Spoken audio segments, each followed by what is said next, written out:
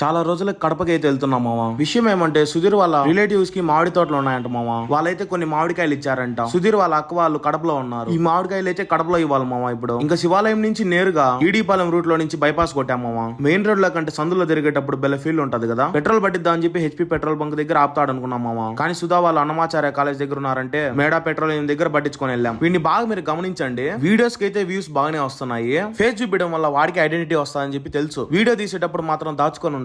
Video తీసిన తర్వాత నా ఫేస్ ఉండటం వల్లే వ్యూస్ వస్తున్నాయి అంటాడు. మాట్లాడుతూ ఒక మామిడికాయ తీసుకున్నాం మామ. తీపి అయితే ఎక్సలెంట్ గా ఉంది. ఆ ఎండకి నాలుగు ఆరిపోతా ఉంటే బాగా తీయగా కొంచెం పుల్లగా ఈ మామిడికాయ నోటి తగులుతా అంటే బెల్ల ఉంది. డెస్టినేషన్ కి రీచ్ అయిపోయాము. ఇక్కడ ప్యారెట్స్ ఉన్నాయి, చూడడానికి బెల్ల ఉన్నాయి. కాసేపు వాటిని అలా గెలికాము. మీలో ఎంత మందికి చిలకల్ని పెంచుకోవాలంటే ఇష్టం ఒకసారి కామెంట్ చేయండి మామ. ఇంకా వీళ్ళు ఫేసులు ఏమో బాగా చూపిద్దామని చూస్తే వీళ్ళేమో మొహాలే చూపించడం లేదు. సుధీర్ వాళ్ళ అక్క వైట్ రైస్ గోంగూర మటన్ రసం చేసింది మామ. అక్కడే తినేసి రాజంపేటకి బయలుదేరాం. తినేది వీడియో తీసుకోలేదు. అంతా అయిపోయాక గుర్తొచ్చింది, తీసింటే ఇంకో ఫుడ్ బ్లాగ్ వచ్చిండేదని.